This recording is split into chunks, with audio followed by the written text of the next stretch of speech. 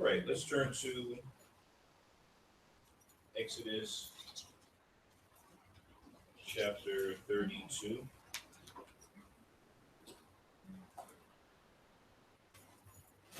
Exodus 32. We're in lesson 12, which is Israel creates the golden calf. And we've already looked at the golden calf's creation, the wrath of God, the anger of Moses, Aaron's explanation, and then the Levites' zeal for God. So now we're on question number 12, page 18. Someone read for us Exodus 32, verses 30 through 35. Exodus 32, verses 30 through 35. Now, go ahead. Mhm. Now it came to pass on the next day that Moses said to the people, "You have committed a great sin, so now I will go up to the Lord. Perhaps I can make atonement for your sin." Then Moses returned to the Lord and said, "Oh, these people have committed a great sin and have made for themselves a god of gold. Yet now, if you will forgive their sins, I pray, blot me out of your book which you have written." And the Lord said to Moses, "Whoever has sinned against me, I will blot him out of my book. Now therefore, go, lead the people to a place of, behold, my angel shall go before you. Nevertheless, in the day when I visit for punishment, I will visit upon them for their sin."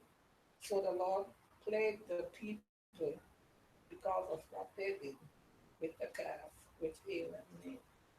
Right, thanks. Someone turn to Romans 9. Yeah, first Romans 9:3.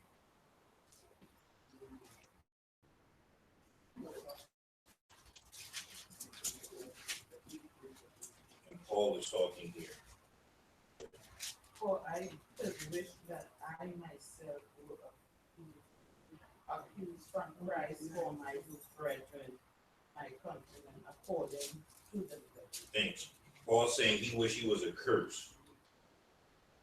He wished that if God gave him the choice, that he would be accursed on behalf of his family, his countrymen, right? The people that related to him, the Jewish community. He wished if God gave him a choice to say only one can be saved, you or all the Jews, which one? And he said he'd rather God curse him and bless the rest of the Jews.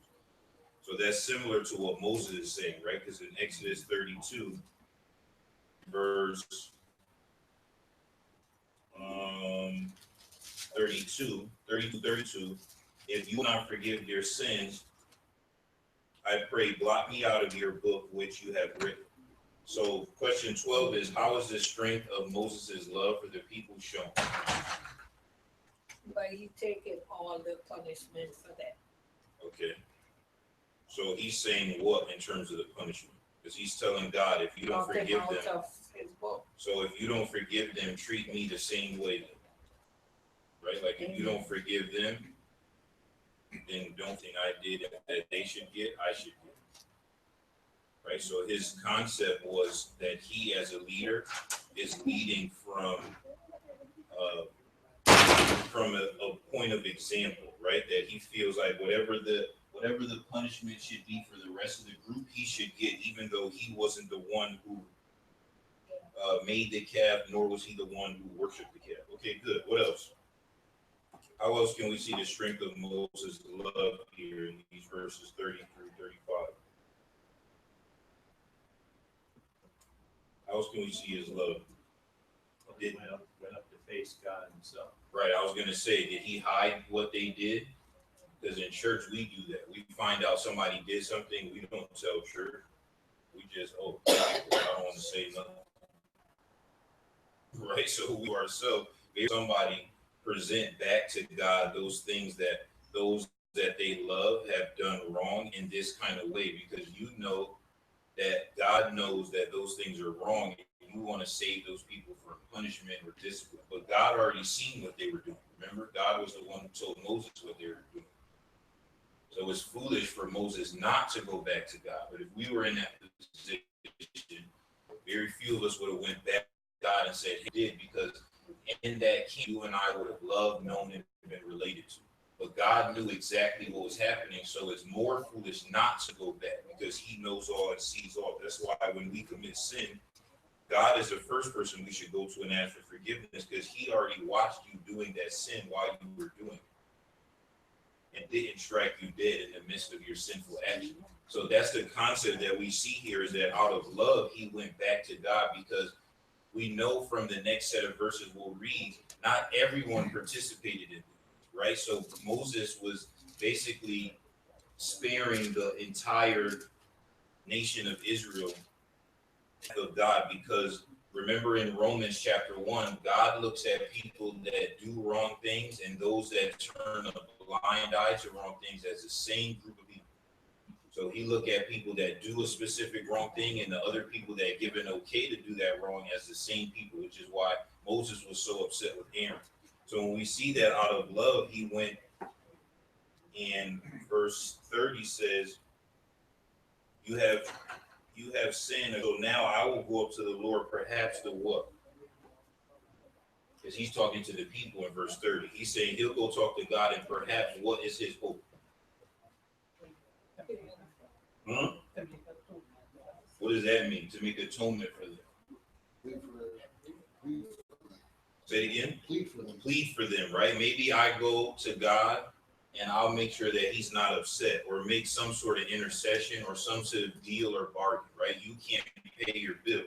So somebody goes and intercedes for you and says, hey, so-and-so can't pay their bill. So what can we work out so that this whole situation gets resolved, right? That's this concept that we have here. So out of love, again, Moses could have told them to go speak to God on their own behalf. I didn't do this. You go talk to him. He's upset. You help him not be upset. David and them do it. Going to give himself as a sacrifice. Die. Well, right. The word is, but here we don't know that that's what, in verse 30, we don't have that concept yet. When we get to verse 32, we see that his concept to God was he's going to barter his own self, but the people don't know that in verse 30, right? So that's interesting as well, because, hey, I'm going to go tell God to kill me instead. That way everyone be on my side when I leave. No, Ellis, don't do that. No, don't worry. I'll do it. And then that'll boost up my reputation among the people. But he didn't say that, right? He told that information to God in verse 32. So David's right. His point was he was going to give himself as a ransom for everyone else, right? So that's a good point. Beulah?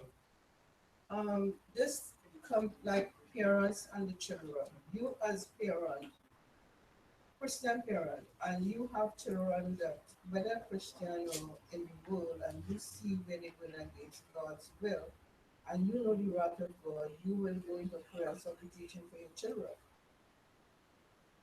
You know, because you don't want the wrath of God for them. Yeah. Painful. Yes, you love God. Yes, you love your children. The wrath of God. So, oh my gosh, you know, I would like this to happen to the child, the children. You know? So Moses saw it that way too. He loved them and he was all the way with them, and you know. Good.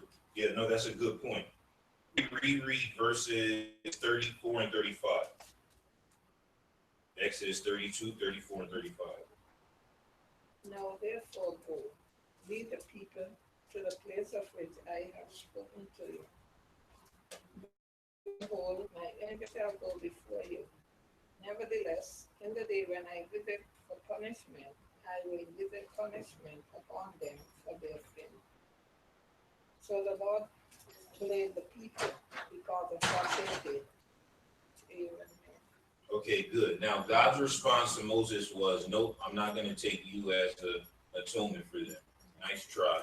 Appreciate it, but no.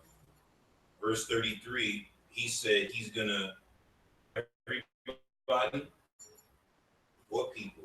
Verse 33 specific, because he didn't say the people. He said, because back in 32 verse, verses 7 through 10, he said that he was going to destroy everybody.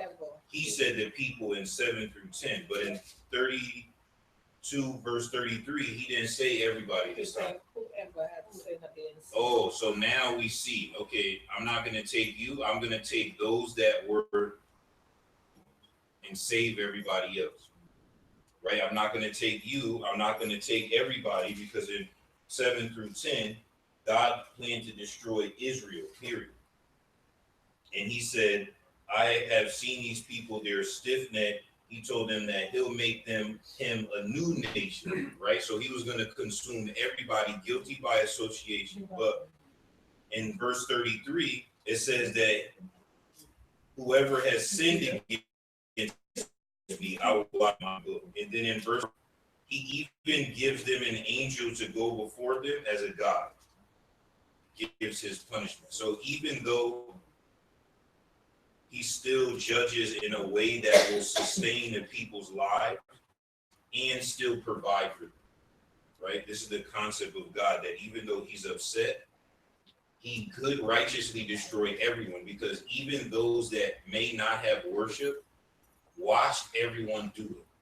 See, that's the thing. Like, those other people that may not have worshiped that calf, they watched them worship. Nobody stood up and said, this is a bad idea. They let the whole group of people go down the wrong path, starting from Aaron down to the least person, right? So nobody interceded. That's why God was so mad, that he couldn't count on one person to say, hey, this was a bad idea. Offers to give himself. God says, no, I won't take you, and I won't take everyone. I'll just take those that sinned against me. And remember, before we get into, hey, that's harsh that God's going to give a plague to these people, gave his commandment, the very first one, a couple of sentences before that, establishes everything they broke, right? They basically broke just about all of the first set of commandments that were related to God. Remember, the commandments were broken up not evenly. The first 4 were about God. The last 6 were about human interaction, right? They broke almost all of those. So when we get to that, this concept here, he has a right to be upset. But because of Moses, because of his promise with Abraham, and because God can't lie and break his promises, with all the people, he's going to destroy those that sinned against him. But even before he destroys them, he's still going to give them an angel to lead them on their way. And the Bible says, until I visit with my punishment.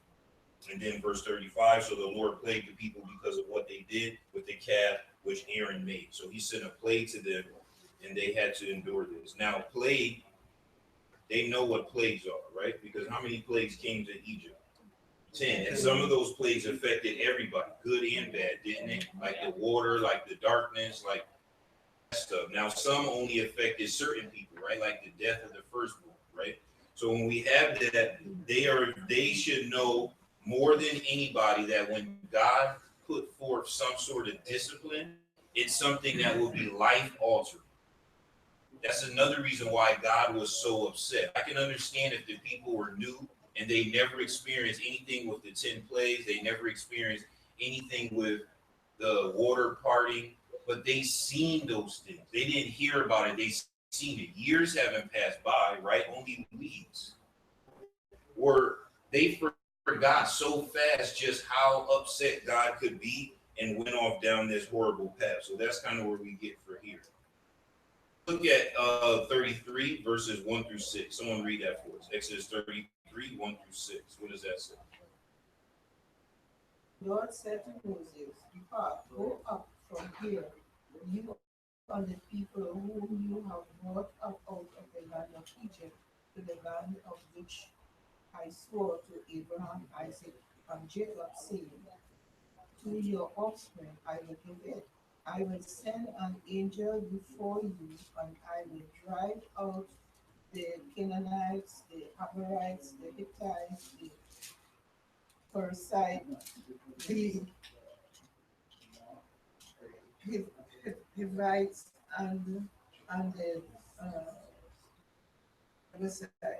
go up to the land flowing with milk and honey, but I will not go up amongst you, lest I consume you on the way, for you are a stiff-necked people. For you are a stiff-necked people. When the people heard this disastrous word, they mourned, and no one put on his ornament. For the Lord had said to Moses, say to the people of Israel, you are a stiff-necked people. If for a single moment I shall go up among you, I will consume you. So now take off your ornament, and I what to do with you. Therefore the people of Israel stripped themselves of the ornament from mountain All right. onward. Now, right? Listen very carefully to this question. Verse question 14 it says, "What are the evil tidings over which the people mourn?" Right? Because in verse 4 it says, when the people heard these grave tidings, they mourned, and no one put on their ornaments. Nobody got dressed up. Now they like getting dressed up because when it was time to make the calf, they took of their gold to make that calf, right? Which means they didn't really look like runaway slaves like we think. Like American slaves didn't have even rags. These people left, remember? Because remember, think when they left, they had the people who took like half of the gold and the silver. Remember that? Remember, it was the people who were running, giving to them. The Egyptians was like, here, here, here, get out of here. So they left with a lot of great worldly possessions, right? It says when they heard these grave tidings or evil tidings, they mourned and didn't even get dressed up. What tidings? From verses 1 through 5, not the plague. The plague is verse 30, 33 in the pre 35 in the previous chapter. In verses 1 through 3, what is the evil tidings that they're mourning about? I think they were upset that God wasn't going with them, and they were called stiff-necked people. That God wasn't going; He was going to send an angel. And again, God still hadn't decided how He was going to deal with it. Remember, God was still deciding what was going to happen to them for the golden calf that they created. So think of how God is wording this, right? Very, very strategically, right? He says to them, I'm going to send an angel. I'm going to drive all the people out, all these bites, all these ites. I'm going to drive them out, right? And this is the land that I promised to your forefathers, which is Abraham, Isaac, and Jacob. And you will go up to the land flowing with milk and honey. But verse 3 says what? The second half? For I will not go up in your midst. Because I was consumed. Because if I come, right, I'll start being so happy that we got to where we need to be. Then I remember all the stupid things you did, and just by sheer wrath, I'll consume everybody up. So it's best I stay here and you guys go, right? Now you may say, that's great for me, because that means we could get our reward, but we can leave your judging nature behind us. We don't have to worry about it. But when the people heard that, it didn't matter about the land. It didn't matter about the driving out. It didn't matter about reaching the goal.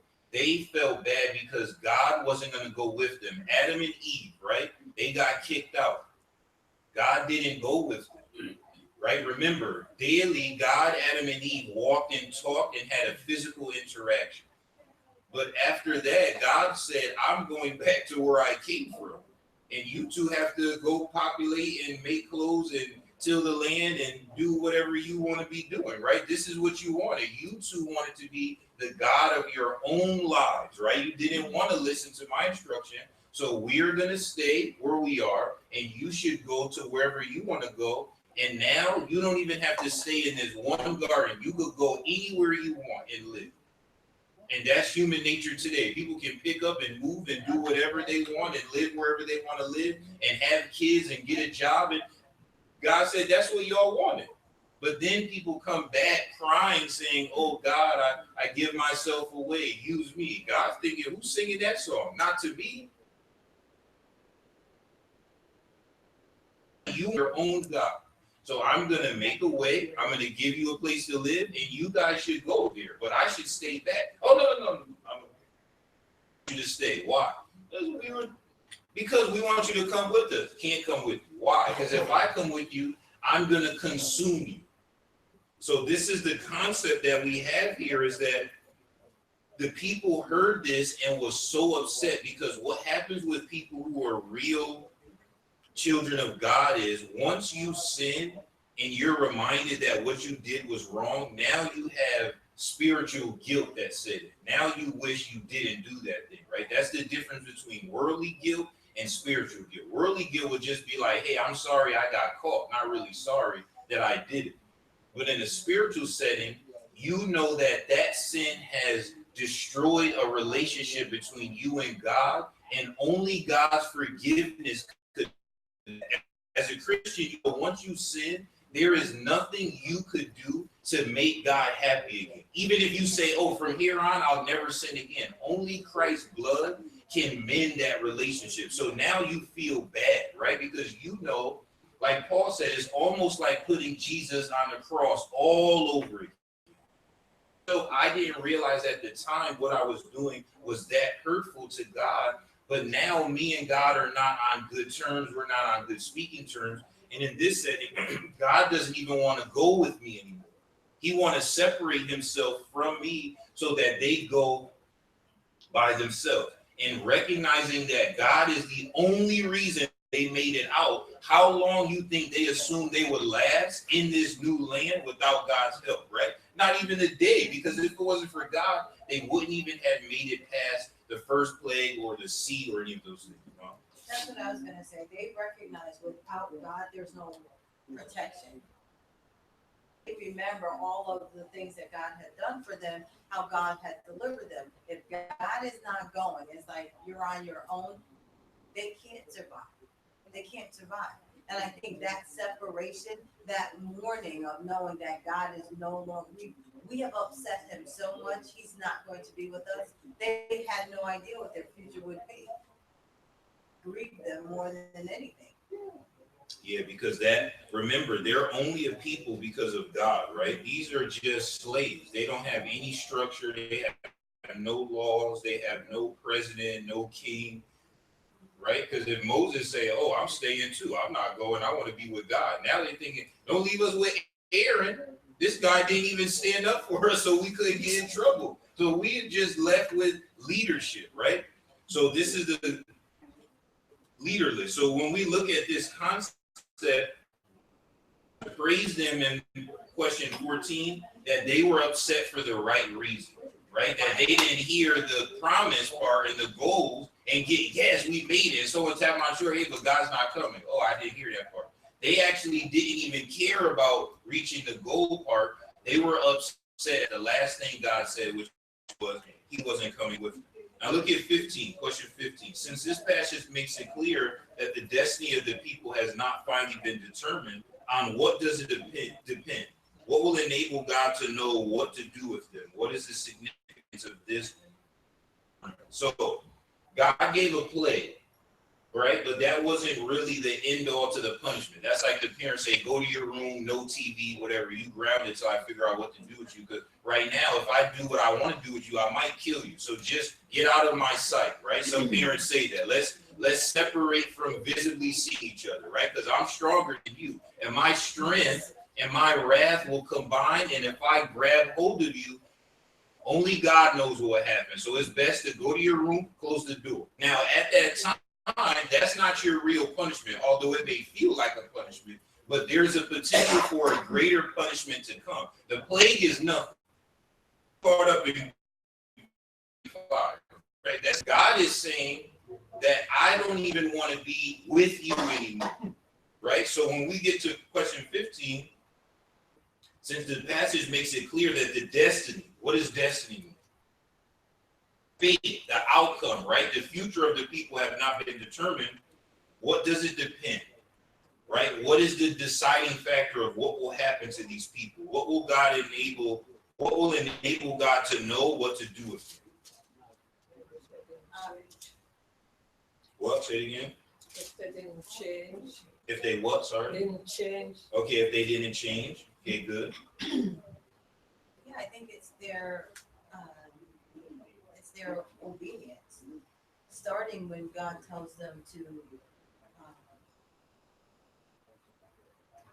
take off the ornaments. Like it starts with the first thing that he's telling them to do.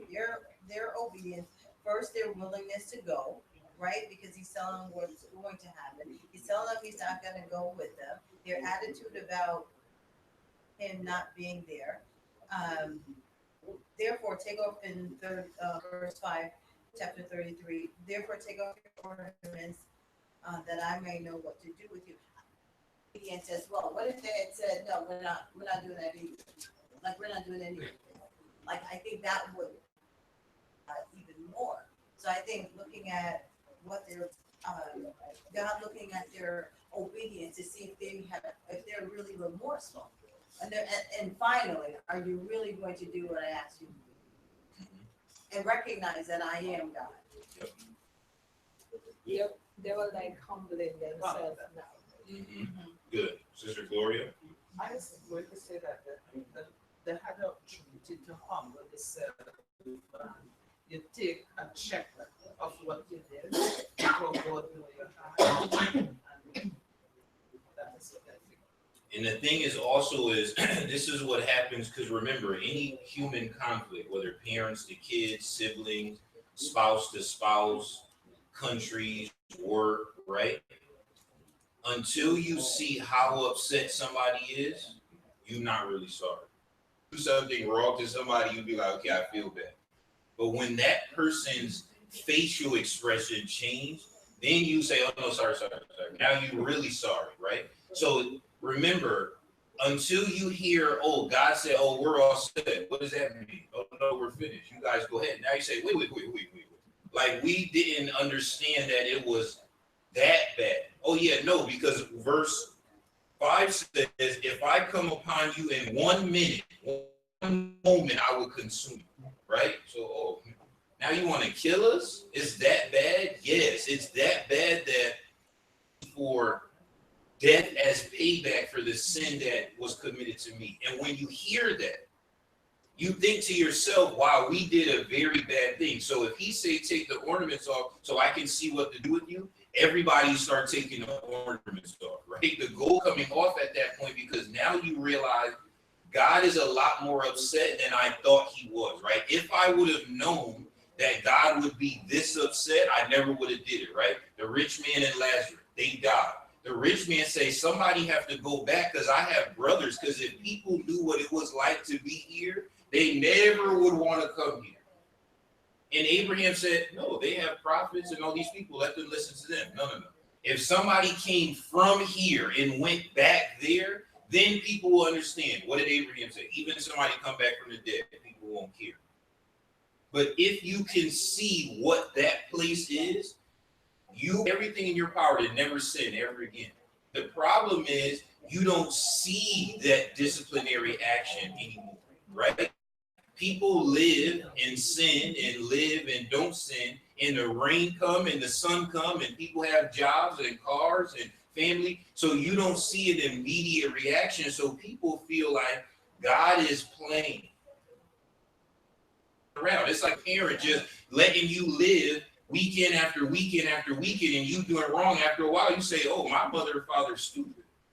They playing around, right? So I'm not going to stop because nothing happening to me. So why would I stop?" That is what this side of grace looks like, because people feel like he's not really that serious, right? But when you hear that, oh, God and you are no longer in good standing graces, and you've seen his wrath before, now you realize even if he drives all those people out and leave us there, the people will come back, right? You think the people just going to go away and say, oh, man, we lost? No, they would be like, now let's re-attack. And once they attack again and they see a successful victory, all back, because the only person that drove them out was the angel. And once they see there's no more angel protecting them, then it's lights out for them. And I'm sure they'd rather have God than an angel, right? God said, well, I'll send you an angel. You know,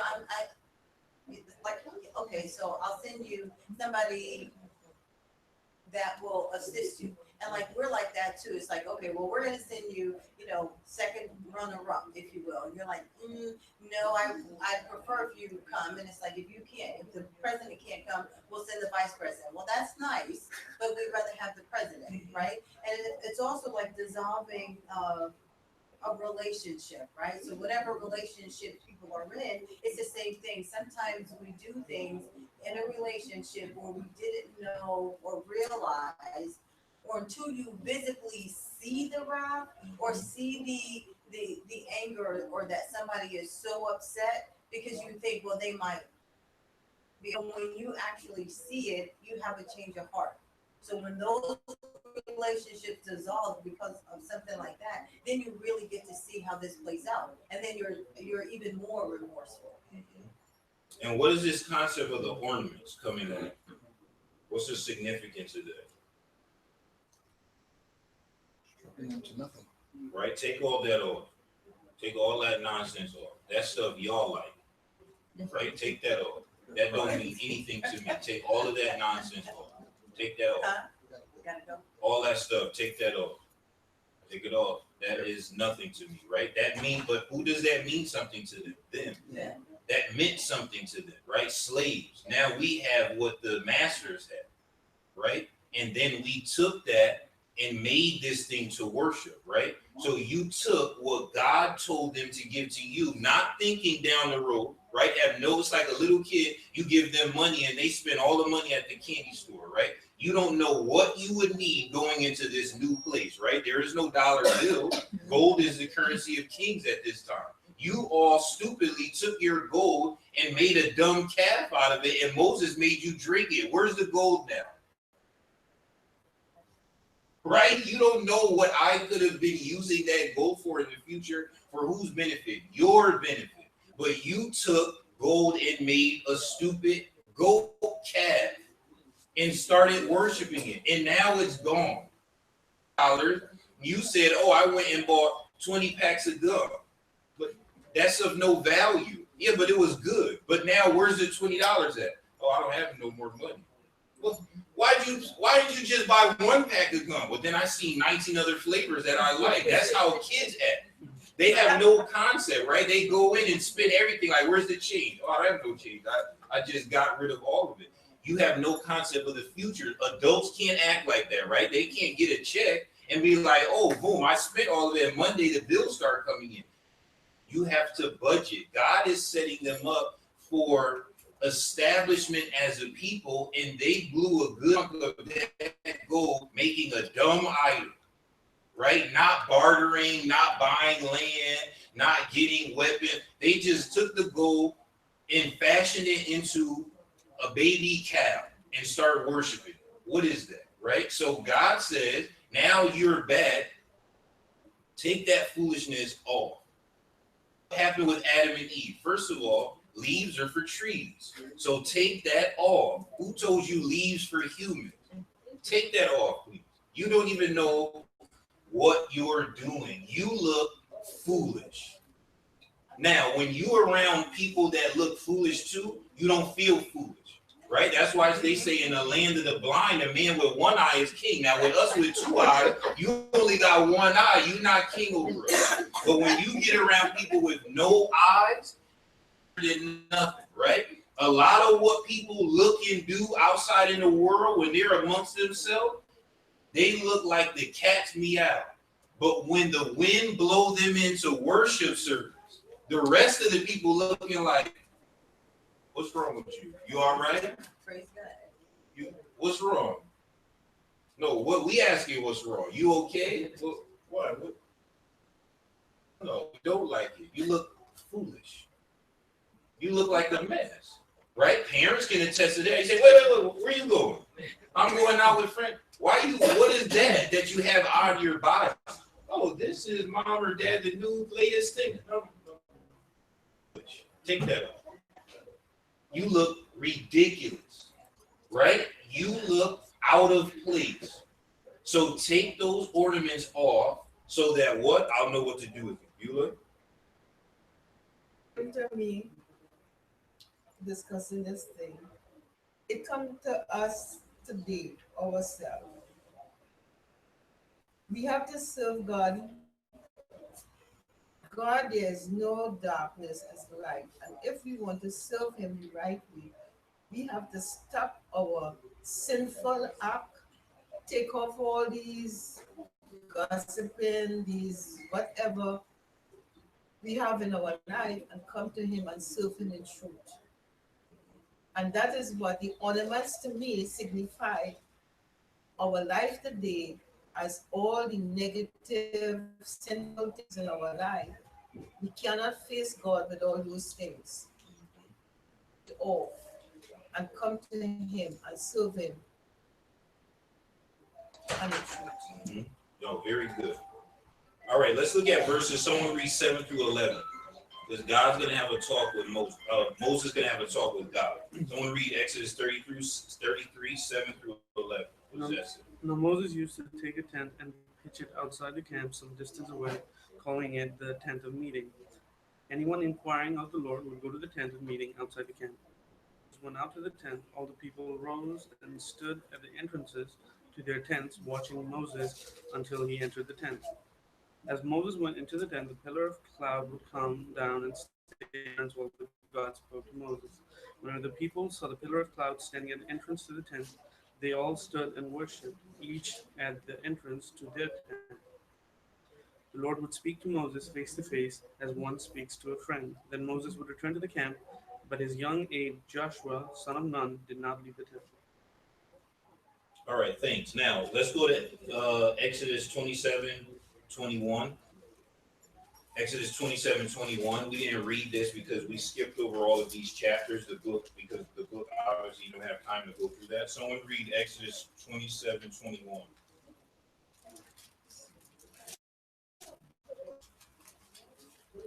And the tent of the meeting outside the curtain, the shields of the ark of all covenant law. Aaron and his sons are to keep the lamps burning before the Lord from evening to morning. This is to be a lasting ordinance among the Israelites for the generations to come. All right, good. Now, the question in 16 is, even though the verses that David read talk about this tent of meeting, right? Is it the same name? Is it the same reference of the tabernacle from what Uncle Tony read in verse 21 of chapter 27? And if so or not, what's the evidence for that? That's what the question is asking, right? Because one said tabernacle of meetings, verse 21.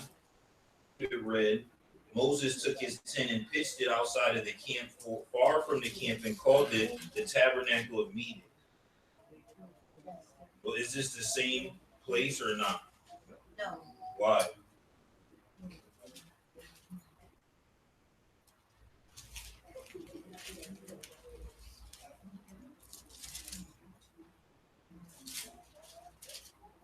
The tent of the tabernacle is like the middle of it. Okay, location is an issue.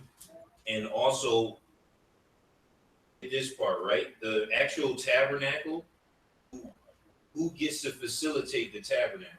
What group of people, remember? The priests, Levites. Oh, the Levites. Right? So is Moses a Levite? No, right? But the difference between these things are the last verse, which is verse 11, right? What's the difference in this tent of meetings than the one that's the Levites are running? Big difference, right? Because in the other one, if you read chapter 27, you start hearing about these veils and oils and lamps and all these things that are a process, right? Moses goes to his tent thing. When the pillar comes, people know what? What does that mean? God is in front of their tent and they start worshiping, right? Disturbs are. Nobody gonna run up to the tent and say, "Hey, Moses, my friend stole my goat." We're not talking about goats right now, right? You see the pillar, right? So in verse 11, it's establishing what is the difference between Moses's tent. What is the main difference from verse 11? It's a significant difference. So,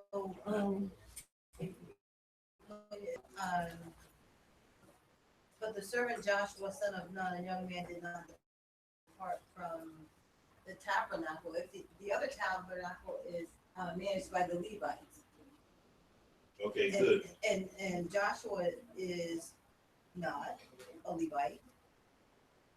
Okay, good. But before that, even more greater than Joshua, there's a big difference between Moses' interaction and the Levites' interaction with God is speaking to Moses face to face. Oh, God and Moses talk way different. Yeah. Their relationship is way different than everyone else in the entire camp. Way different, because it says that God speaks to face. So there's a difference between Moses and the rest of the people.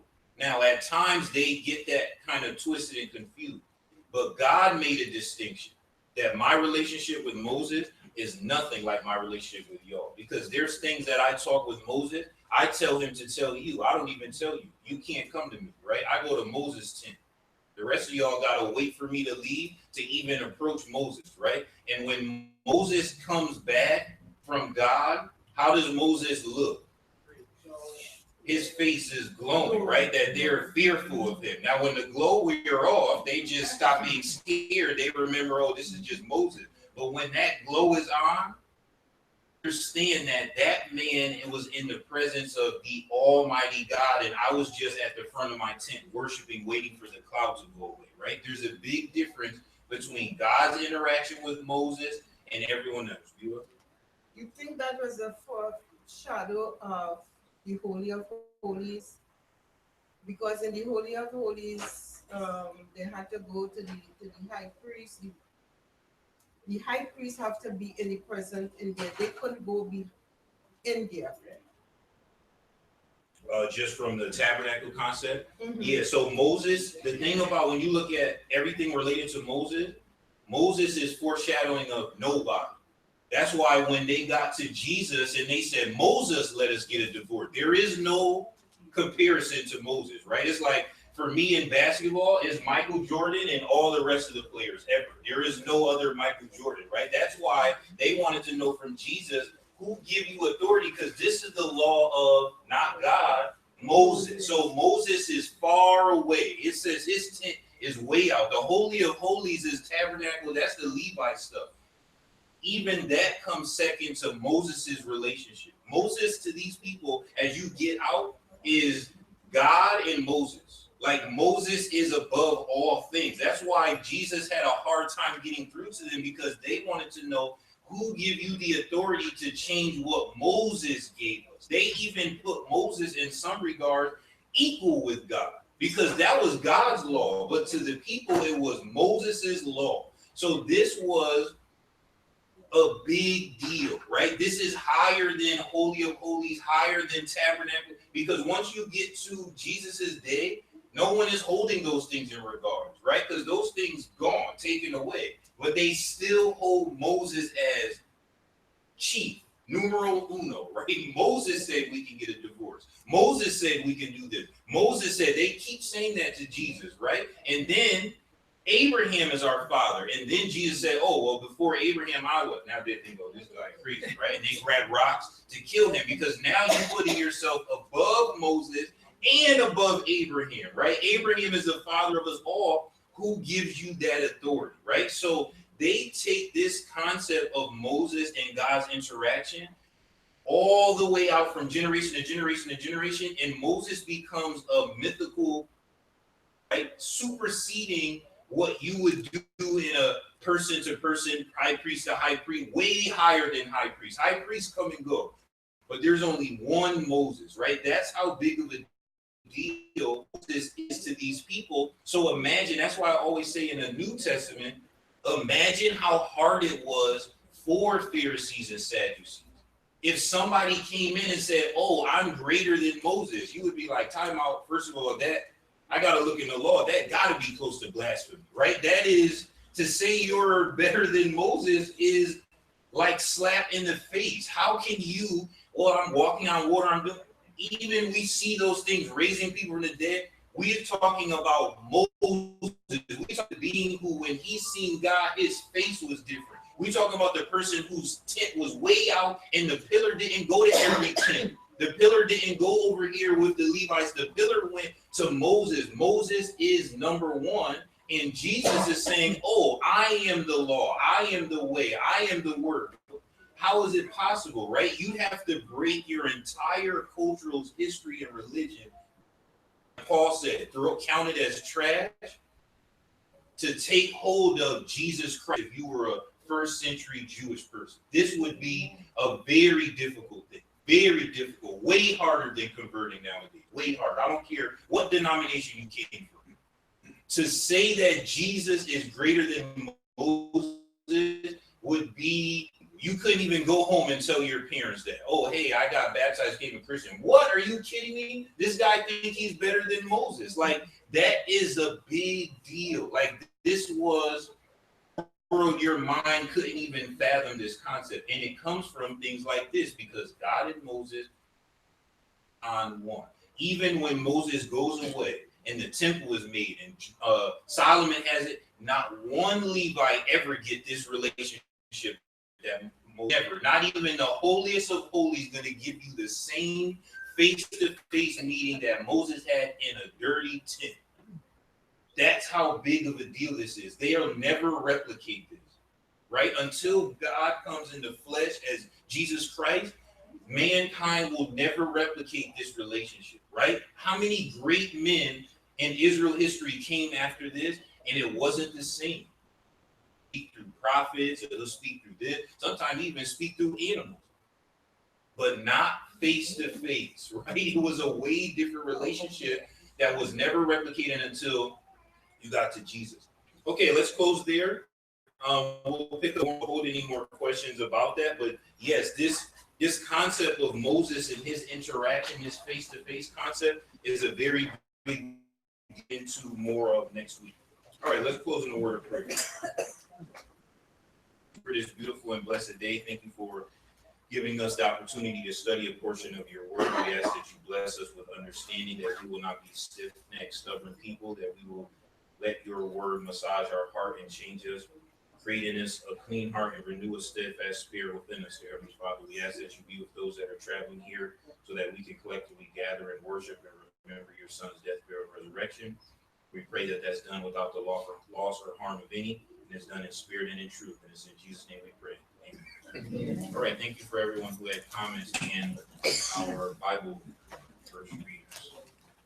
Until today, we have no photography, so we're gonna go